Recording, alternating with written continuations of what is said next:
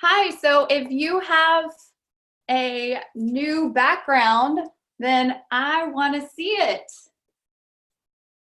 Put it up.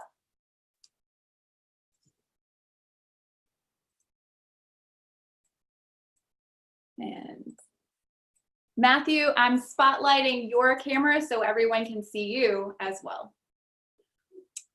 Oh, Cherie, I like your background. Okay. So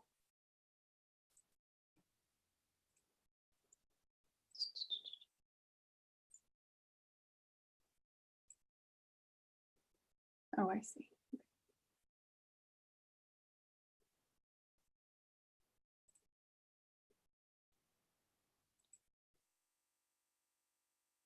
All right, so I'm going to share my screen with you to show you where the video is that teaches you how to make a background. This way you can take as long as you need to create one, and the idea was that you would be able to do that beforehand so that if you had questions, I could answer them here. So you should have a new course, and it's titled PLI 2019-2020 Professional Development Course. This is in your Courses tab in your Canvas shell. And my section's right here. And if you click on the pre-assessment, it's my phone. Sorry, I forgot to turn that off.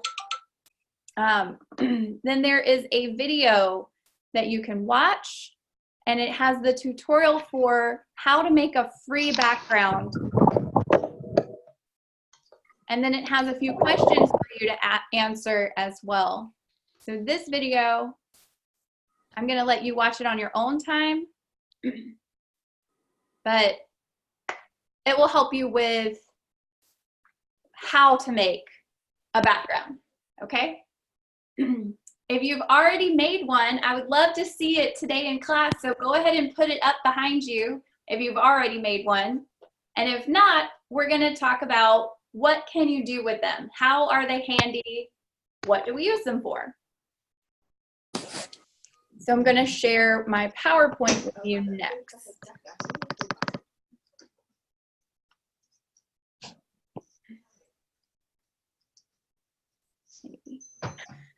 Okay, fun fact, you always want to share your PowerPoints with your class as a full screen, because otherwise your students have tiny little screens they can't see. They can't see in detail what you're presenting. So we want to make every space count on the screen behind us.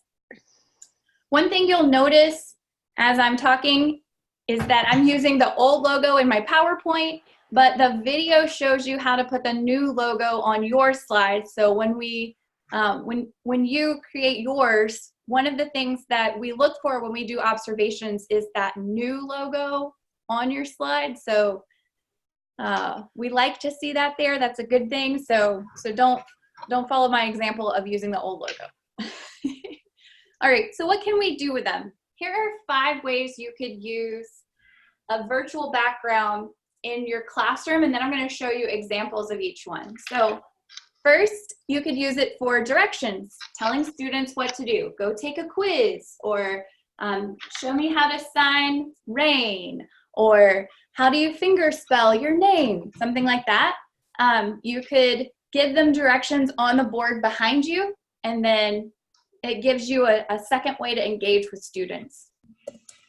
You can also use it for notes. So a lot of times when we're taking notes, they can't see our face, they can't see our expression. And a lot of times when you want students to kind of understand the emotions behind what you're saying, then being able to stand in front of it while they're writing it down lets them see you and what they need to write down at the same time.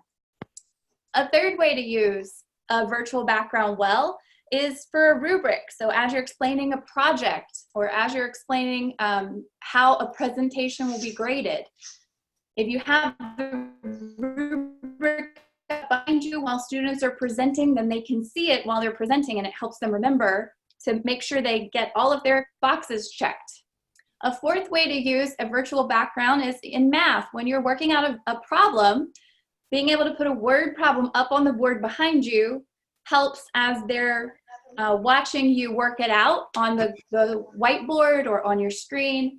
Being able to put a problem up in front of you and behind you is very helpful so that students can read it and refer to it when you're working on problems.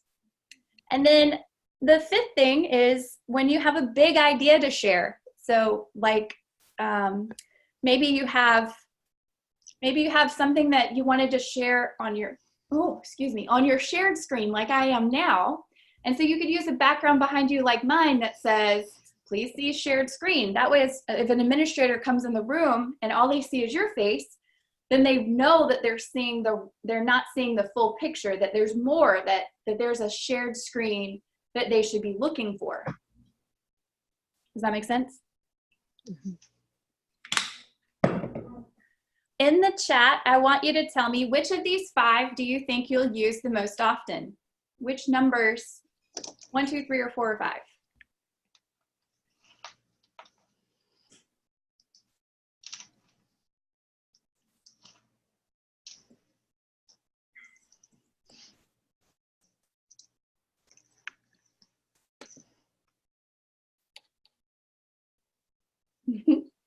All right, Eric teaches math, so math problems, good, yep. Lots of people saying number 1. I find that number 1 is super helpful so that you don't have to repeat yourself a lot. You know, go take your quiz, it's in your modules tab, go take it. That's a great one to have up behind you. In fact, I have one of those. I'll put it up behind me right now so you can see it as an example. So having a couple handy that are generic, like that, super helpful. Something like presentation day, you know, just a reminder that you're going to have to do your presentation. Or here's the one that says, your assignments in the modules tab. Get started. Okay, rubrics. If you do a lot of projects, rubrics are super helpful. Notes, problems, big ideas, good. Okay. All right, so lots of them are very useful. Excellent. All right, I'm gonna flip the slide. Okay, so this is an example of giving directions. So it has our main concept in the middle, and I would be walking around. You'll notice that a lot of the screens that I make have a green center point where I usually stand. That's because I have curly hair, and curly hair creates this halo where you have like a green kind of halo around the curly hair. And so if I make a green space for me to stand, it doesn't look as noticeable. So anyway, the to-do list on the side shows what we're doing now would be, you know, notes and Zoom, and then the next thing they need to do, and, you know, their in-class writing assignment, and then their daily grade. So this tells them whether or not they have completed what they're supposed to do, and they can check off their own list. Here's another example of directions. So I would stand in the middle of this, and on the one side it would say watch the video on your home screen. So it would be a 10-minute video that has to do with what I'm teaching, right? And then on the left, it's take the practice quiz that's on your modules tab. So I separate out the directions because they're in 2 different places. One's on the home screen, one's in the module section. So I wanted them to see both directions and not blend them together.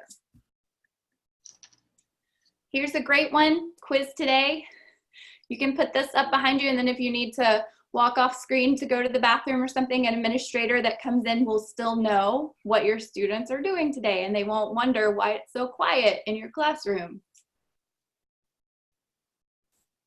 So this is an example of a way to really put yourself in the picture. So I'm gonna share my, let's see, so how can I do this?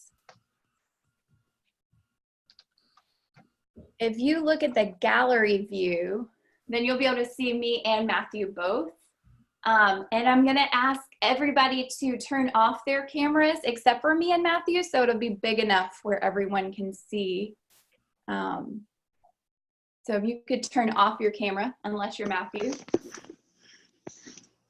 Then in the gallery view, you'll be able to see my, as if I was on the screen, larger than life, like you would see. So as a physics teacher, when I'm teaching about a change in momentum, being able to kind of put myself in this scene makes it easier for students to connect the dots. So this car was flying, right, when it stopped, and now it's gonna fall down, right? It's caught midair.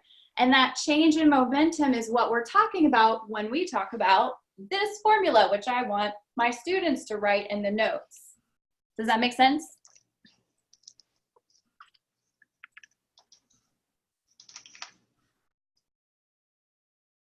Okay, so they're writing down this little bitty formula. It doesn't look as big and dramatic as the concept that I want them to get.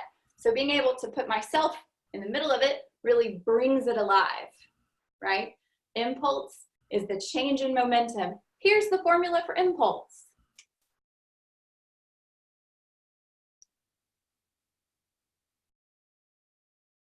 Okay, I'm going to share my screen again. Okay. Here's an example of a math problem for Eric.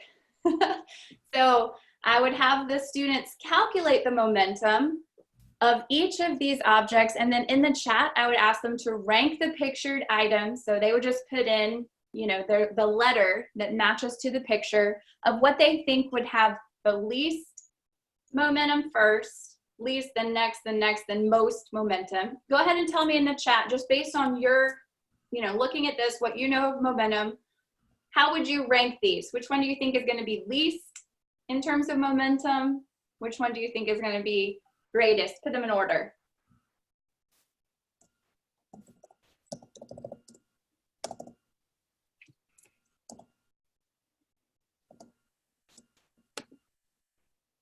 Okay, so we get some answers in the chat. Which one do you think is going to have the most momentum? Everybody tell me one, pick a letter. Pick a letter. What do you think is going to have the most momentum?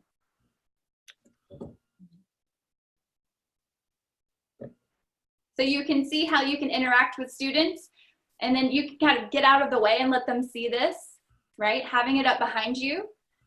Then what I like about this slide, I'm gonna pop it back out where you can see me again.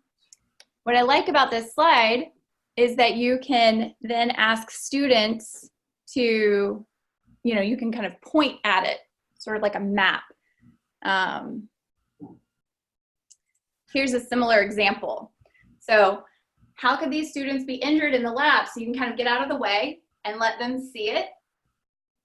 And then sort of like a weather girl on a news forecast, you can point at who's doing it right, who's doing it wrong. Does that make sense? All right, so no snakes in lab, right? No pranks in lab. Don't listen to music in lab. So you can interact with the image and point out what the answer is. By the way, Eric, you were correct. The tanker truck has the least momentum because it's parked. Very good. Big ideas. This was the last one that we talked about. You know, when you have a big concept that's integral to your lesson and you want people to take special note of it, then having it up on the screen behind you is a good reminder for them not to forget that concept. So as they're taking notes, they will recognize, oh, I saw that earlier when you started talking. It's behind you, it's on the screen. This must be an important concept. I should write this down. Hopefully, that's what they think, right? Here's an example of a rubric. A lot of times what I like to do is put the blank rubric up behind me, and then I'll use the same kind of photo editing software that you learned about in the video. I'll use that same thing to edit their rubric in class. So I'll write on it in class and I'll share my screen with them as I'm writing on the rubric and circling, you know, that they got 20 points for that first section and 19 points for the second section, etc., so that the students can see in real time how I'm grading them during their presentation. This takes a little bit of finessing when students are doing a presentation, because you'll have to move your, or you have to make sure that the screen where you see the students is not blocked by the screen that you're sharing. So if you have two desktop screens, it works really well. Here's another rubric example where I would just circle the points for the students as they do their presentation. And another one. Lots of rubrics.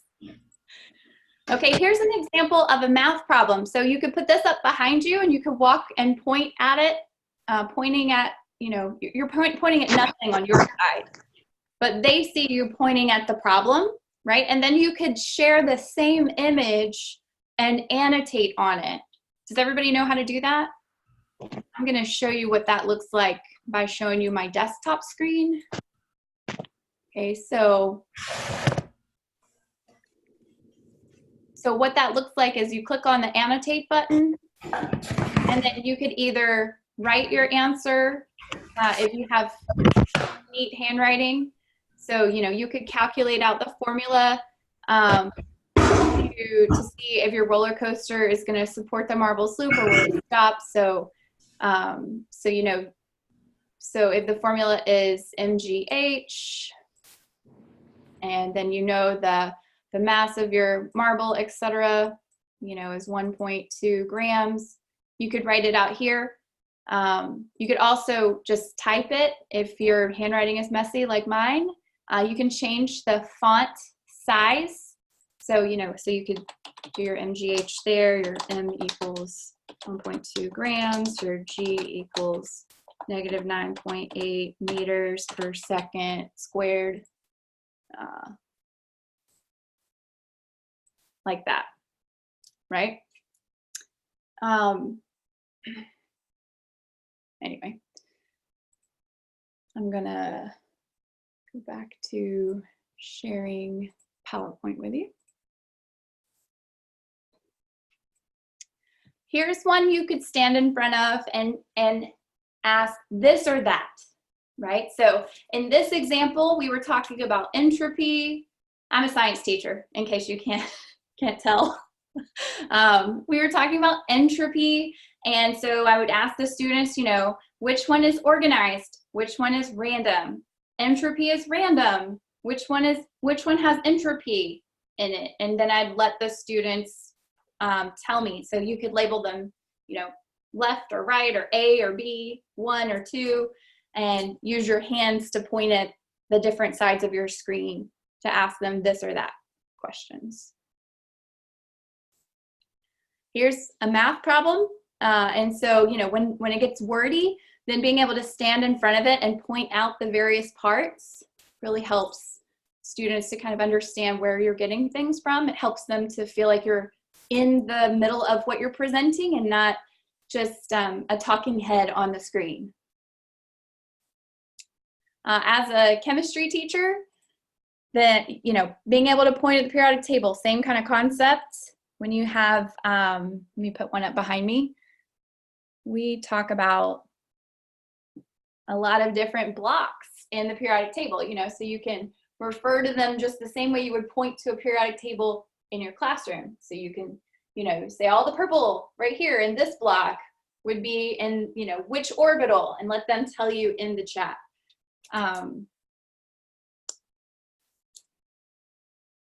Okay. Let's see. Another thing that comes in really handy is explaining a worksheet that they have in front of them. So for this lab, my students had slinkies to play with, really, and also to calculate the strength of the slinky, like how much gravity could it defy, right? And so in our lab, they have math problems to work out. They needed to graph something, and they had Hooke's law, and they had word problems to answer. And so being able to stand in front of this and point at the various pieces of it allowed them to see which question I was referring to when I was answering a question, and also allowed me to give them the directions for the lab in real time, and they could refer both to their sheet and to what I was pointing at the same time. Does that make sense? Okay. If you teach something with maps, so like world languages, right? Or geographical places in English literature, or I don't know, you tell me, where could you use something like this in your classroom? Where might you use a map that you could point out? Tell me in the chat.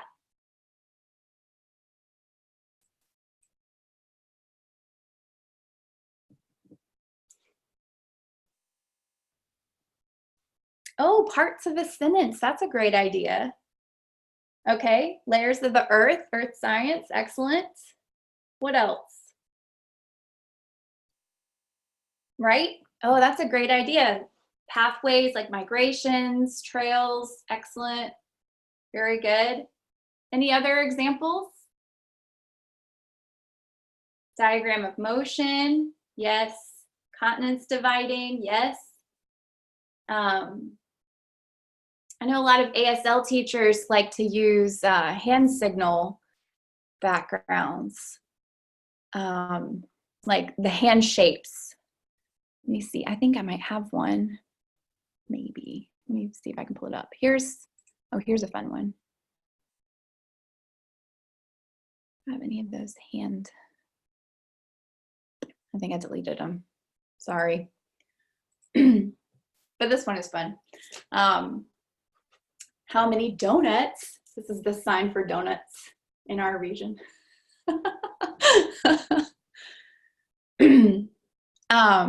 Me, oh, donuts. This is how we sign it. Mm-hmm.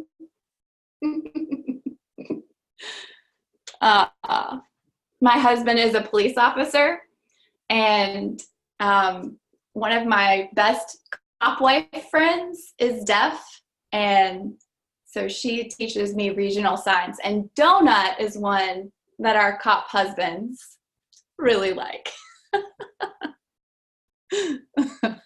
Anyway, okay.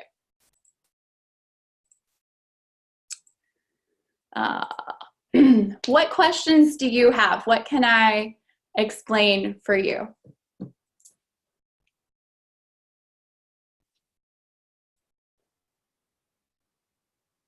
Cindy, this is Chris. I may have missed it earlier on, but did you talk about that logo? I did. The new logo that came out in August is what we really want to see on backgrounds as we're moving forward. So all the examples in my slides still have the old logo. I need to go through and update them. But that is something that we're looking for. Yes, the logo is required. I do show how to do it in the video, and I'll show y'all again where to find the video as well. I know that some people learn technology faster than others. The first time I taught this class, I taught how to do the virtual background, and what happened was we'd have some people who would get it immediately, and some people could spend a few hours figuring it out. And so having the video gives you the ability to pause and do it yourself, and pause and do it yourself. But on the video, we talk about how to create how to use pixlr.com, Pixlr, to make your background. And then there is a copy of the image right here. You just need to right click on it and save this image as the new logo to put on all your virtual images, and then you're good to go.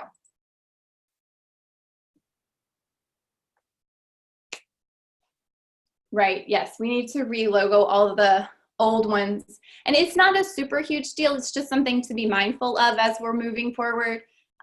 In the fall next year, we would like to see the new logo on everything. So this year we're transitioning. Next year, it's going to be a requirement.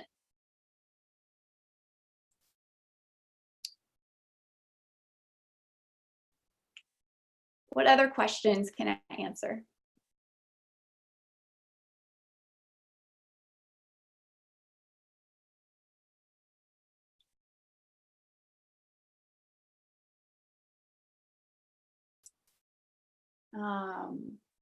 Well, since I have a minute, let me show you how many times do I typically switch backgrounds during class? At least 3. I tend to do a warm-up question. I recommend, so something like this is a good warm-up question for the students to answer in the chat. I tend to do directions during class. So directions during class would probably look something like, let's see. This is a directions during class. So if I have my students do think, pair, share, and I wanted them to do a 3-part Venn diagram, I can explain it to them, leave it up on the screen. I also use it for reminders. So they'd have directions up during the meat of the classroom. And then I like to have an exit ticket at the end of class. So usually I have 3 slides per class.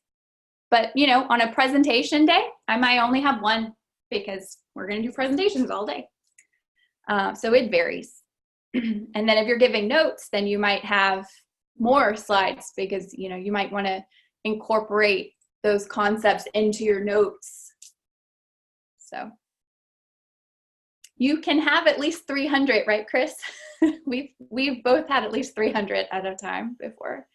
I also really like using themes. So like I did a superhero theme with a school when we learned about how to classify matter, and they did a project for their community where they educated the community on a carcinogen that was in the air that was released by a local company. And so all of their slides had the same theme of this superhero kind of theme. And you can kind of see that, you know, as everything we talked about had that matching theme. Can you do a GIF? Someone asked, I'm not sure if it can be done. I tried it once and I couldn't get it to work. Is there a trick? I haven't done it myself. I know that let me see. I believe that it is possible, but I haven't done it myself. Let me try it really quick right now, see if I can get it to work while we're talking about it.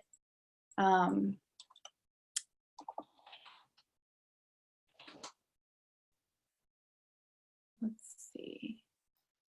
I think you might be able to get one to work. I tried to do it last year when we were making the green screens, but I had multiple GIFs in there and I don't think it would work. Yet it technically does for the weatherman, so it should. Right. Right, and that's kind of the thing I ran into as well, was that if you're using a lot of things, then sometimes it will work and sometimes it won't. So I found them to be unreliable, so I didn't worry about it as much. But I haven't tried it recently since the new updates, and so I'm not sure if now it'll work better or not. So I'm trying to test it out really quick to see if it will. Oh, it's saving. No, I don't think it will.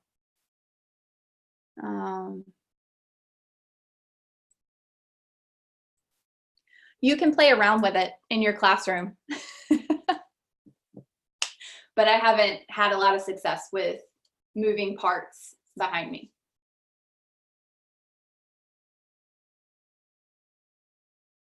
Other questions?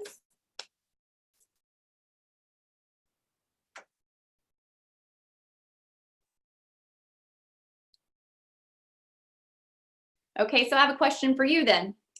How do you see yourself using this in your classroom? How do you envision using this in your classroom? And then I'm going to answer Christy's. I like that, Claudia. Okay, so Christy says, what's the easiest way to put slides up in Zoom or the Zoom or on the Zoom apps? I'll share with you how I do it so that you can see my screen as I do it.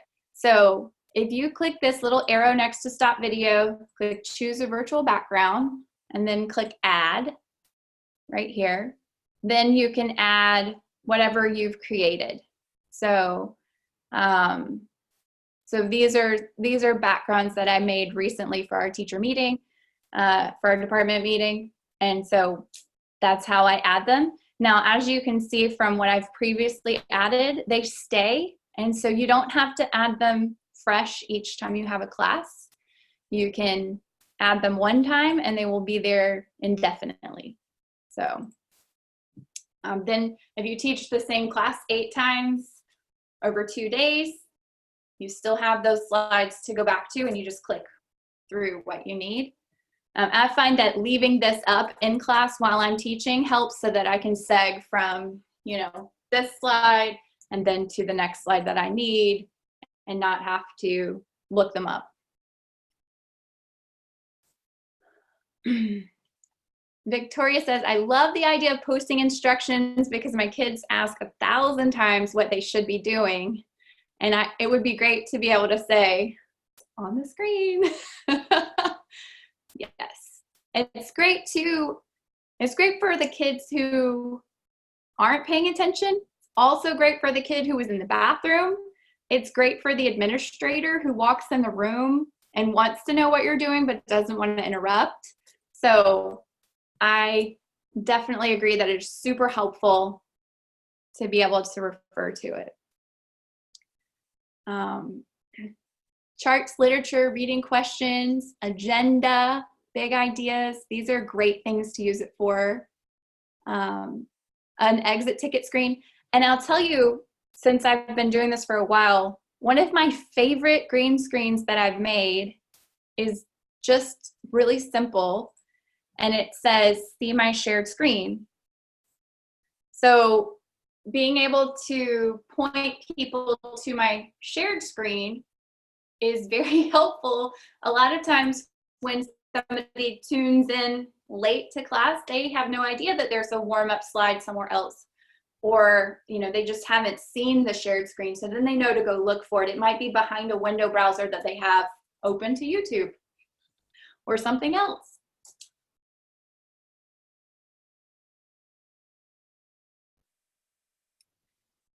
For ASL teachers, we have found that this teal color is the best color for hand motion without blur. It's really easy to get a blurry hand motion when you have a lot of colors like this. But this teal color works really well. Green also works really well for ASL. So a lot of times on my backgrounds, I'll have like a dark green and you can move your hands easily without blur in front of dark green as well.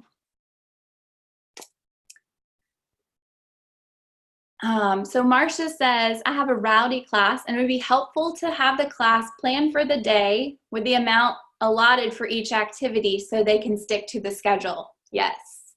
Having kind of your agenda is helpful, and you can use that same blank template. So a lot of times I'll make one background that I'm going to use over and over and over. I'll save the blank version and then I just update the text for each day.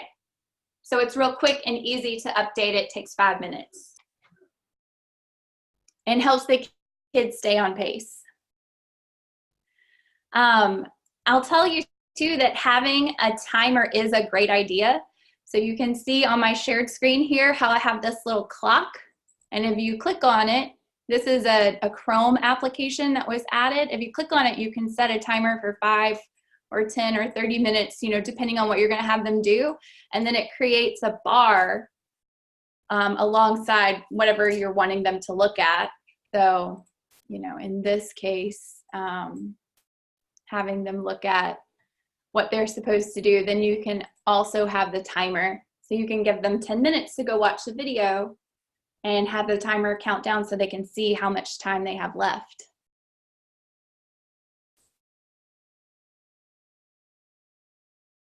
Okay, that's pretty much everything I needed to share with you. I will stick around for individual questions, but if you need to go, we've covered everything. Make sure you do the post assignment so that you get credit for attending the course, and draw me some feedback if you have any questions. Thank you.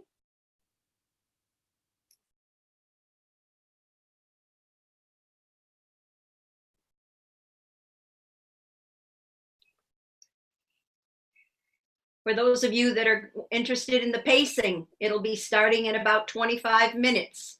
So if you're interested in how to figure out what your pacing should be, I'll be doing that at, let's see, 5 o'clock Central Time.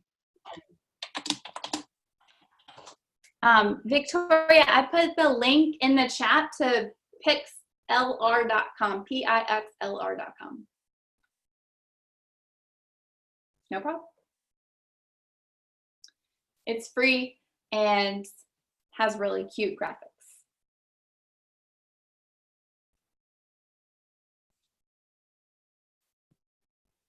Also, there's a tutorial in your pre-assessment that shows you how to make the backgrounds. You can use whatever picture creating site you want. Yes, a lot of them charge money. Some of them have free membership or free trials for a certain amount of time, and then they start charging you money. But Pixlr, I don't really know how you pronounce it, but they're free. So we recommend them because they're free. If you already have a Canva account, that works too. That's great. Really, the trick that you need to remember is the size of your image in Zoom. The 1920 by 1080 size is the size that keeps it from being blurry.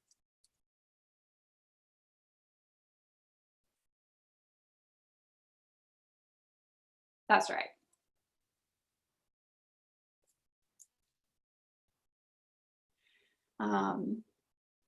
I heard about chroma key. That's a great question, Cambria. Catherine Crabtree has, I think it's called ChromaCam. And it works really well with Zoom if you have a PC. And Catherine Crabtree can show you how to use it. I think it costs about 30 bucks to buy a subscription to it. I have a Mac, and so it doesn't work super well with Mac, so I haven't invested in that, but it is a great tool, and it lets you have moving parts in front of you and around you. It lets you put the logo on there one time, and you can upload images behind you. It looks very nice. Yes. Also works, yeah, with VIP Kid, but it works well with Zoom. It just doesn't work well with my Mac, apparently. So the pre-assessment has the video and it has the logo. Yes. Yeah.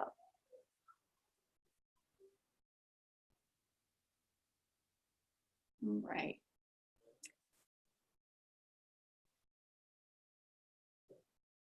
All right, well, if there are no other questions, then I'll let you go. And you can pop back in here in about 20 minutes for Chris's session. Actually, as soon as we log out and you log out, I'm going to log right back in. Okay, that sounds good. I'm going to put the link to the pre-assessment in the chat. Hang on one second. Let me pull it up so that, because I had the preview pulled up. But I'll put the link there for people who are asking where that's located. Okay.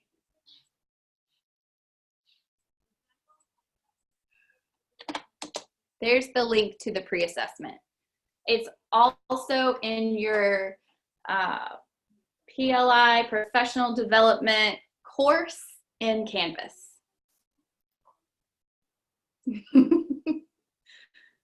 You're welcome. Do you have the post-assessment one handy or no?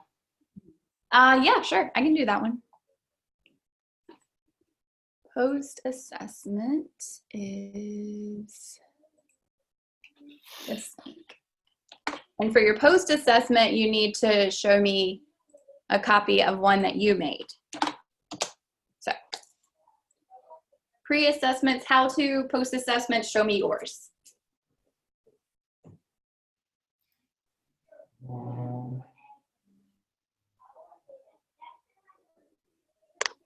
All right. Bye, everybody. Bye. I'll be right back in. I'm coming right back in. We'll log out and log in. Okay, sounds good. Bye. Thank you, Matthew.